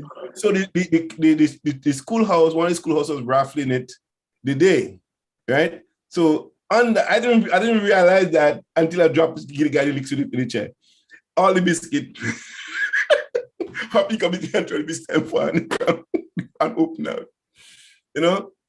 And however, they get a new one and they raffle it and he win the biscuit anyways, the guy. And we end up able to become friends because we live with neighbors, really. You know, you live across the street from my house. Take you. No, I never give you. You live across the street from us, just across the street on the hill. So we're friends, you know. So yeah, we end up making up friend back again in the school in the evening, right in the principal office, and we shake hands and then just go. But both of us get 6 jokes each in the school for fighting. Yeah, but you know, people have this tendency to bully people. Managers bully people, you know, supervisors bully people. And some people could be very mean, especially if you're smarter than them. They want to prove to you that they have control over you. And people who never, for example, you texting grader, you and somebody might be working in a company together, but when you was in school, you was brighter in school than them and they got a job and they manager in a place and could work there. They want to punish you for your years in school then, for your good work. Oh yeah. You know that? A lot of people do that. They say, no, it's my time to reign. Yeah. So the narcissism in them comes out and they punish you for that. They want to be important. Show you how important that. You know, me, I'm important now. I met a guy one time tell me something somebody said about me. You know, I said, I'm still in charge of everything. You know, I'm still in control because I'm in control of John. Yeah, what people think they have control over me, they don't have no control over me. I'm accountable to my mother, my daughter, my wife, you know, and people in GMFM circles here. I make myself accountable to them. People other than that circle, right? I respect them. I expect them to respect me back. But I'm not going to let you abuse me with narcissism. You know, I wouldn't fight with you. I would just shake it off and walk away from you to show my displeasure. And you could holler and scream as you want. I ain't gonna give you the attention you need. Sorry. Not gonna get it. So meet number 5. Go ahead. I'll listen to you. Ready. Probably should just go through all the rest because time is coming. The time. Disregarding one's feelings. Yeah. They care only about their feelings and they don't care about you, how you feel, or you know, whatever you're going through. Always monitoring one's whereabouts. Where you there? Why come you go home now? Where you just coming from? Everything they want to know. Control freaks. Yeah, controlling everything, including one's actions and feelings. Yeah. Making one feel bad about themselves. Yeah. And being disrespectful. So those are signs of emotional abuse. If you're going through any of those, you identify any of those, and talking to listeners, any of those, it is emotional abuse and you should take steps to end it. Like Tech say, you need to set boundaries and set boundaries early. Yeah. You know, something Tech said earlier when I was listening, and I think a lot is a common trait around women who've been abused. If the man don't beat me, don't like me. Nothing they say to, they get hurt. I say, oh, I fall, I knock my foot and I strip and I fall. Yeah, they lie about it. Oh my gosh. I bust my nose, my lip bust, I fell on the ground, you know?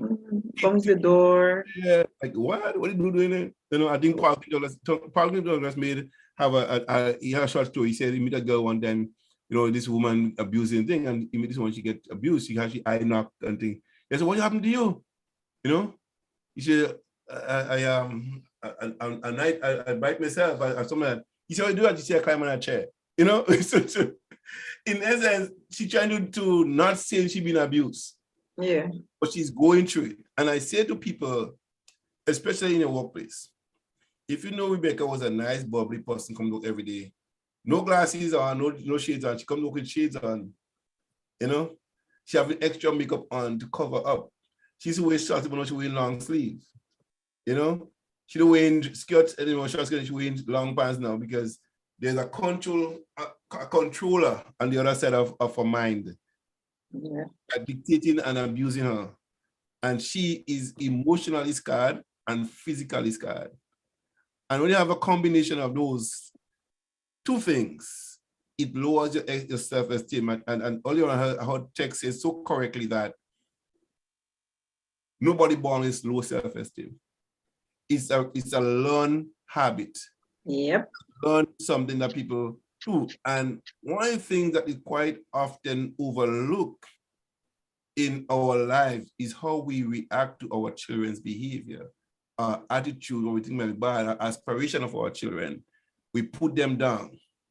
Oh, who in the family ever do that? Don't do that, you will hurt yourself. And the child is adventurous. That's a gift, from the gift you have. And you put her down so much that she don't feel important anymore because you are the one she looking up to or he looking up to, and you shut them down. Go in the car, behave yourself, talking on the phone. If who on the phone is not who you have to be, that child is most important to you. Yeah? Say, you know what? And my daughter needs my attention, my son needs attention. Go and draw with him and go and draw with her. Go and let her listen what she has to say. And once you start putting them aside, they start feeling rejected. And they go through life feeling the same way as they grow. So it's important for us to not emotionally distress, abuse the children in our life. These are the people we have to be very careful of how we raise them. You have to empower them, not abuse them. You have to empower them, not belittle them. Because children feeds out of us. Yeah, we cultivating mindsets. They may come gifted. Always need to manage their gift. Don't ridicule them and say, who in your family, in this family ever do that? Oh, I want to be a doctor, and say, who is that? Your father was a drunkard. This your father, you'll be just like your father, you're always drinking. You know what I mean? You come in here like your father. And they believe you because you're the person that have first-hand information. So we gotta be very careful. Like Tex was saying, we was not born with those kind of traits. You know, we acquire them. Some people put it on you as a child. Self-esteem. Yeah. Yeah. So your child abuse emotionally scarred for life going through until she meet somebody like me and text Teresa and Rebecca and say, hey, no. At the end of the rainbow there's no goal. I don't want to tell you that. You know, the ocean see the line, there's no pit behind it. You can go far beyond that. Anything you want in life, you get it. If you work hard for it, you align yourself with the right people, you could have it too. Make them feel assured, make them feel comfortable, make them feel empowered. You know, and when people, you be careful who you're married to, because that person might be a jerk, and the person might be that male or female, and they might dampen your whole spirit and let you carry all the water and all the wood for yourself. They don't help you through life. They don't assist you with nothing. They let you be. They watch you struggle and they don't put a hand. And you know, but it's important because so many people are them, that's who they are. So that's how they cultivate it and they want to think. So don't just marry pretty, tall, dark, and handsome. Don't do that. Why always tall, dark, and handsome? Who? Why always tall, dark, and handsome? That's how you guys characterize us. They want that tall, dark, and handsome. Oh, okay. But short, rich. Just ask again. Short, rich, and short, rich, and I can't remember what the lady used last time. Right? Oh my goodness. Short, rich, and bald, or something like that you said? Yeah, short, rich, and bald. They go for that too. You know? They give you bald, but once you reach, you know, short, rich, and bald. Okay? Yeah, so Teresa. Yeah, well, that was our topic tonight, emotional abuse, and we looked at the myths and facts. And they say again, emotional abuse occurs when a person uses tactics to maintain power over and or control over another person. And I gave some signs of abuse, and we discussed at length. So we trust that, you know, someone would going through something like this would have heard the program tonight or would hear it, you know, in the future, and you know, would learn something from it. And again, you know, try to put an end to it. Of course, in every country, the number to call would be different. So that's something that we should always know where we call for information. And so we, you know, it's good to have that information, phone numbers, or some place like Texas. Some people run, they pick up their kids and bundle and run without making a call first, and then they get to a certain place. There's no space for them. They have to go back to the abuser's home, and some sadly end in death. We're hoping that you know, with a little more information. So in Canada, we should be doing 211, 411. A lot of people just call the hotline number, but sometimes the hotline, the number, is busy. So it's always best to call the 211 or 1-800 or Canada. It's another fast number to call. Grenada, I'm not too sure. There should be 311. So I think I'm the Caribbean. Huh? What I have here for Grenada, gender-based violence units, it's in the Ministry of Social Development. We have 440-2269 or 417-6167, or the RGPF Special Victims Unit, which is 440-4739. So they don't have a 311 for the Caribbean? No, every country is different. I think Jamaica is 119. Yeah. And the 311 too. What's Rebecca on? I try to remember where Rebecca, what's yours? Emergency?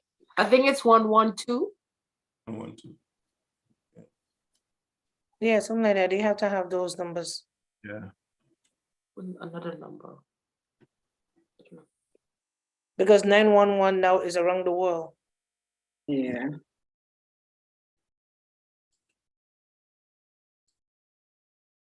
Yeah. So text you, close it off. All right. So we come to the end of the program. We want to tell everyone thank you. I think I saw Josephine Toussaint is here. And then we have Minister Olivet, and we have Veronica, we have Kent, August, and then August, whatever, and then we have Augustus. Yeah. I own too small to see it. My iPad. Upside it down. Flat, when I turn it flat, you don't see it. I think because I'm in Grenada, they would be getting that. So we Doris was unable to come on tonight, but I know she's listening somewhere. She's sharing it somewhere already. So we give God thanks. I want to thank God for John that came on and assist in this program tonight, especially with domestic violence and abuse of every sort is so important. Never take what you're going through as it's okay, it's not okay. Every form of abuse needs to be reported. It's not only for your safety, it's the health for the other person, because you don't know how far gone they are. They could be suffering with mental illness and you don't know, and certain triggers could bring it on and certain triggers could turn it off. And if you find somebody is going off, they need mental health care, please do not call 911. The police is not a psychologist and they are not equipped. Please, in Canada, call 211. You get, the guys will come out, they will change their clothes and they will come out in a white uniform and they will go and talk to them. Do not call the police. The police trigger mental illness. And that is something that in Canada, they don't want to learn. That's why every time the police go, the person gets shot and they're dead. Please do not call the police, call 211. The police are not trained to deal with mental health. I am saying it big and bold because they're trained to kill. Actually, let me just pop in your text because Amanda Combs, they do mental health training programs to help for people to become first responders, so they go show up on the scene in case of those things like that. I think she might be working with Rebecca to help with those things as well. I know if Tex will have her here next week, Amanda Combs to come on here too. That's a program that I'm gonna want to be in, so I will include her on the Wednesday night show. Yeah. To talk about different health and wellness. Yes, so she does that. She and Angela Golden, a number of them. So a lot of women who are involved in the program, like what we did last time, Rebecca, we had her on with other people. It was a really informative session, and I think it's important for the show that you do, Tex, to have persons that on a regular basis come to your show, even one or two of them, because they've been through some stuff. But I must say that I was impressed, and they were very much impressed with Rebecca's presentation. So that helped. She helped a lot of people. Rebecca helped a lot of people on that Saturday evening. So again, we see that when we speak about what happens to us, we realize that we were not alone. Yeah. And there are a lot of people. And so unfortunately, I just I met somebody here in Grenada with mental illness, and I went to pray with them and speak to them, and not knowing the training that I have from Canada, that the Lord had taught me, and learning from different institute, that they don't teach the tactics that I'm doing here that would have helped that woman. So I was able to calm her down, not calling the police. And the mother says, "How you did it?" It's just, but she's coping much better now, because she's writing and she's doing all the touches, which is so important to disturb the mind when the mind that begin to race. And we talk about traumas, and in mental health they don't talk about the traumas, they talk about the illness. So sad. And that is something that I want Amanda Coles to talk about, because some people that is going through mental illness, they could be healed long before the needles, because they do go through traumas. Let's deal with the trauma. And then when you get through and the trauma, you notice that the mental illness just stop. It's a coping mechanism, and a lot of people don't know how to cope, so. Yeah. It's a lot of work I'm doing here. A lot of work. But we give God thanks for this segment tonight, and I hope a lot of Canadians were able to turn on, because I let them know that we'll be on tonight, and I know a lot of them is watching for the first time, but not chiming in or giving any response yet. I did not know Boca Secondary School is sending out the Good Morning My Unique Prayer, and they are big on the Good Morning Prayer. They send it out, they post it out to their platforms and to their people, and other platforms they send it out too, which is great. And Gem FM is getting kudos in Grenada. John, man, you have people just taking picture of me for no they have no more. Okay. They're doing it to the cause. That's not doing it into the cause. Man, I like a celebrity down here, man. Everywhere you pass, you want picture. So I know. that's nice. That's nice. It's a good feeling, but we have to, as we grow into this thing, our objective should constantly be the assisting of other persons to make them get better and have better and live better. But so far, everybody that I met, they talk so good about Gem FM, like the different programs, the different music that we have. And then I was telling one lady, if you want to catch fly, you don't just scatter sugar on the counter. There's a lot of things you can put on the counter, and flies is gonna come. Is what you want to catch. and we want to catch souls. Mm. So if you want to catch souls, you don't always play the gospel, right? You play what attracts them in, and then when they come in, they get the word. Amen. Amen. And that's what Jesus did. Mm. When he went to speak to the disciple, they were cuss buds. So you deal with them on that level and bring them in. So that's what we got to do. So your text to say that, right? how we doing good? Oh, Rebecca, Yeah. I love your shows, the seashore and the wave is coming up. It's my phone, my iPad died. Oh, yeah. Text. It's it's Okay, guys. So I'm saying good night. Love, and thank you so much, John. John, Teresa is doing a great job here. yeah. Keeping you Yeah. in the straight and narrow. Yeah. So my sins has been covered. Yeah. That's what a Callis does, right? Whatever. That's what the Callis people do, right? That's what they do. I'm gonna visit my friend Saturday. So Which one? one more day. Tomorrow is what, Thursday? Gotta go see Rafael Then we have Paul. Friday, Saturday, Sunday back up. Pablo. I'm going for cake. Oh gosh. Called cake as current rule. No, the cake. Oh. He make a special cake and only he alone that can make that cake. Oh. I thought It's kind of ask Teresa, it's a coconut cake and it have cherry in it. And when you bite it, is oh la la. From my mother. Yeah. Huh? From my choice. Yeah. My mom enjoys special. Oh my God, it's nice. She might bring up some for you. You know, my mom baked a bread, eh?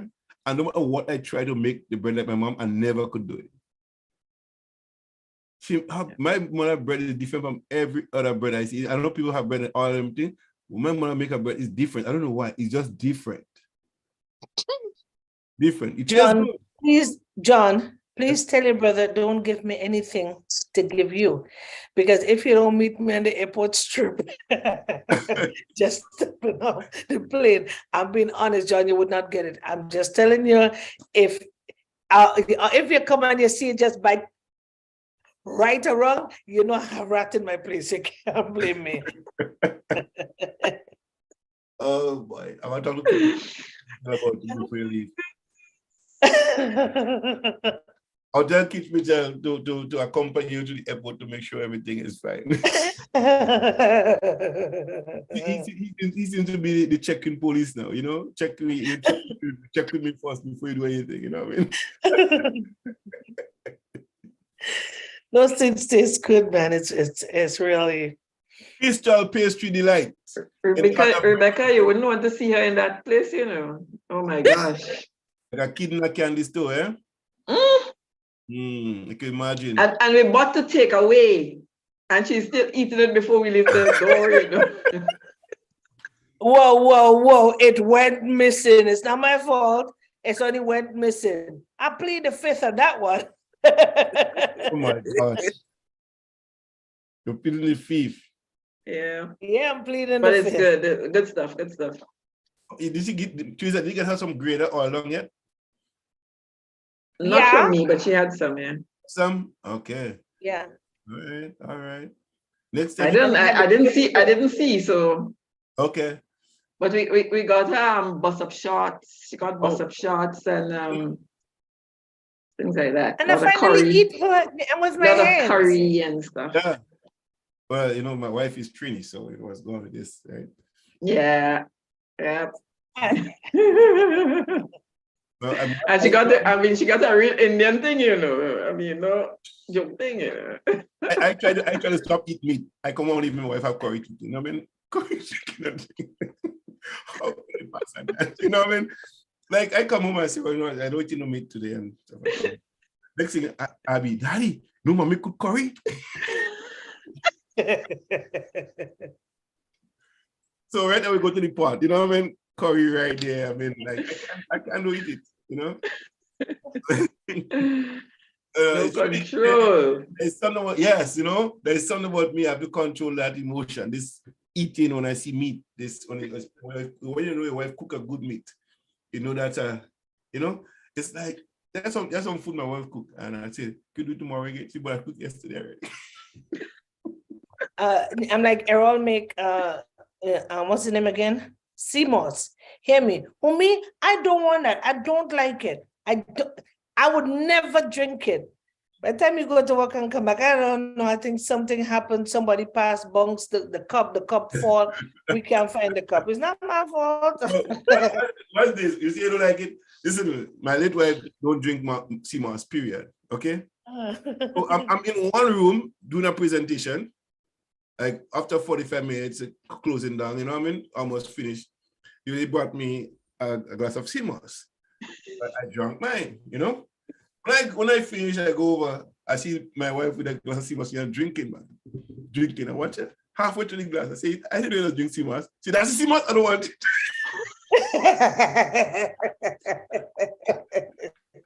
Wow. She drinks it all the time. She was tasting so good, you know, because she never, she don't like CMOS. You see this rooty thing in the tree, in the sea, come out and drying outside and blah, blah, blah. So she don't have no likeness for it. But she's sipping and she think nice, halfway through, I watch her, you know. God, don't drink mine, you know? And she there, she drinking up, she's tough, and she's talking with her friends and drinking up. After she paused, I said, why do I know drink CMOS? She said, that's CMOS? I said, I don't want it. So you got another half glass to drink. Oh yeah. Oh, please. Yeah, drink it.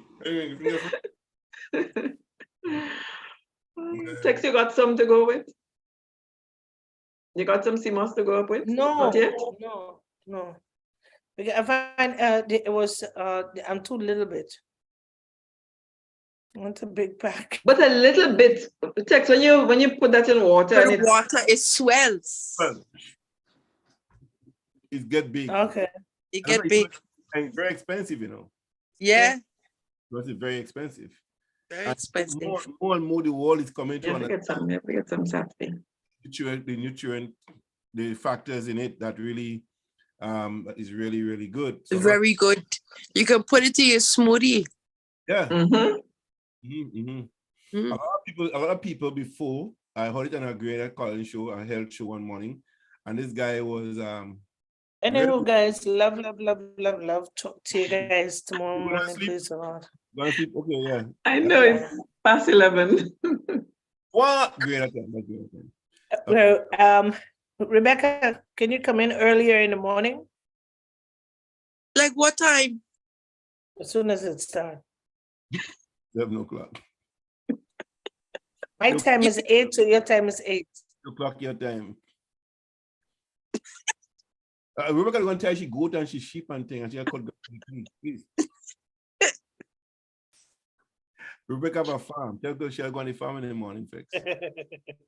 Go and milk the goats. You know what I mean? All right, guys. Have a blessed night. Love you all. Talk to you guys again tomorrow, please, the Lord. God bless you.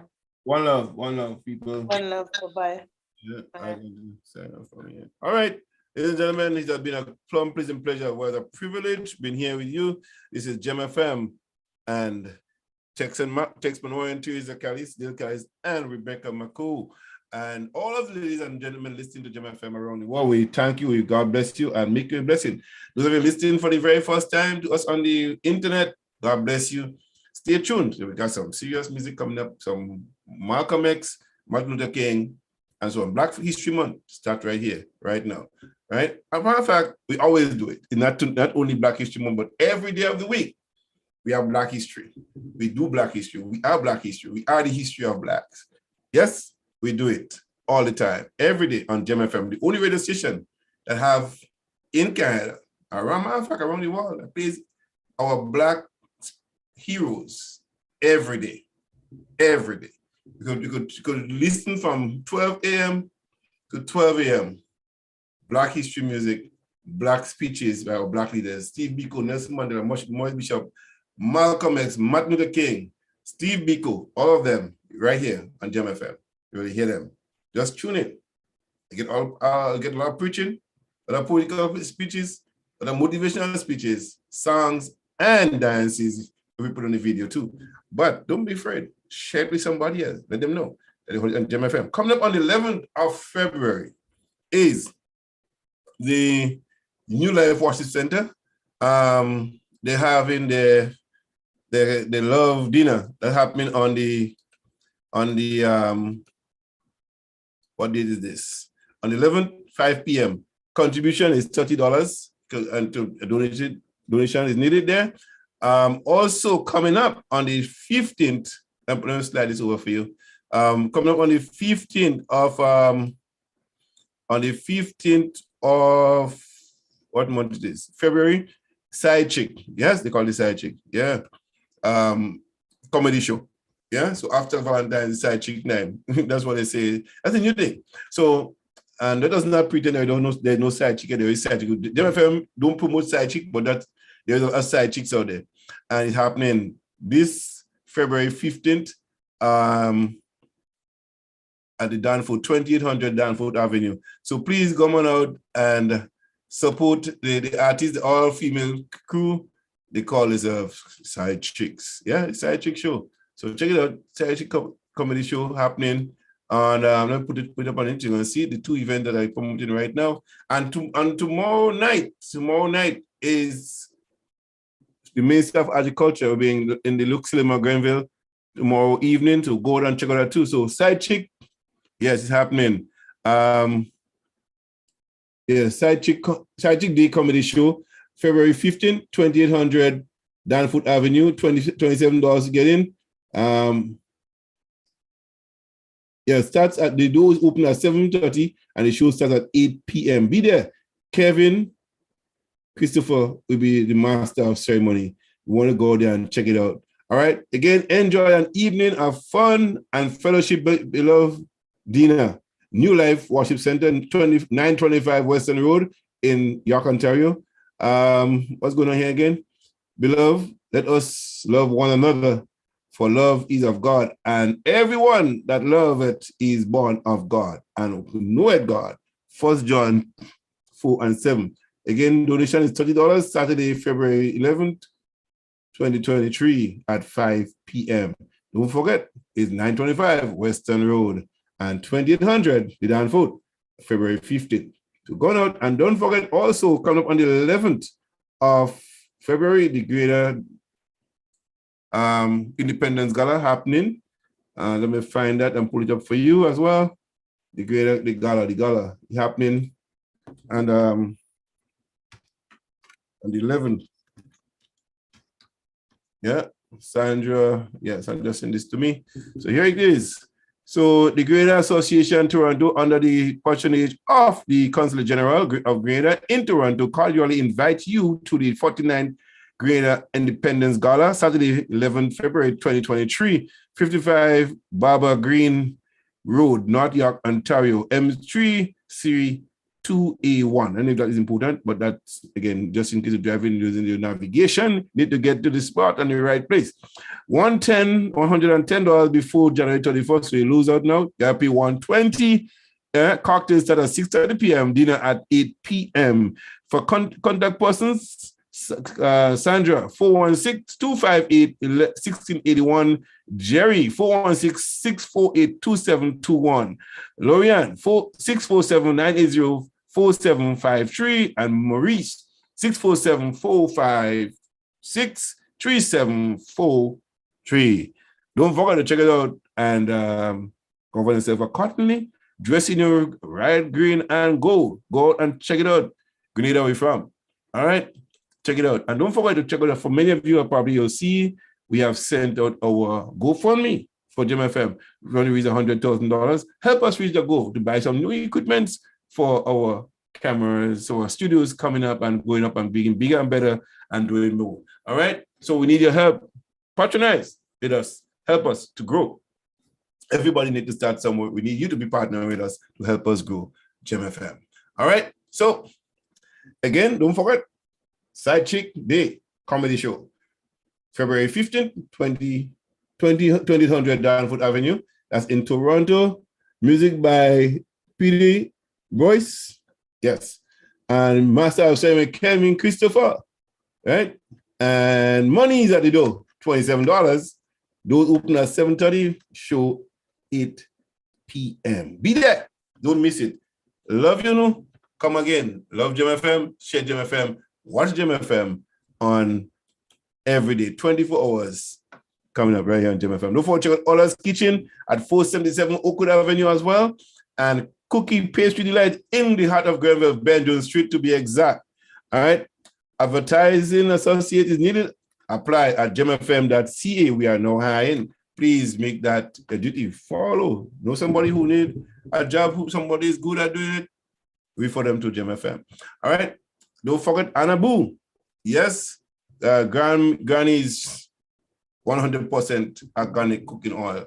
Check that out too. Check out, visit them at Local Traditions and Facebook. All right. So that's about it for tonight, advertising wise. Oh, and don't forget the Bad Boys. Yes, the Bad Boys furniture sale. Moving sale is happening at 500 Fenmore Drive in North York. Please go and support them. Buy out what you can, and they can move in. You have to clear all inventory. So go check them out. 500 Fenmore Drive in North York. That's not a Finch. Yes, on Fenmore Drive, south of Steels. Go check them out. All right. Blessings to each and every one of you as we connect here. So all my good people, good night and have a wonderful, wonderful good night. Check us out. Don't forget, Gem FM is here and we're going to do it nice and sweet just for you every time, all the time. All right. Blessings, everybody. Stay tuned. Stay locked. Gem FM.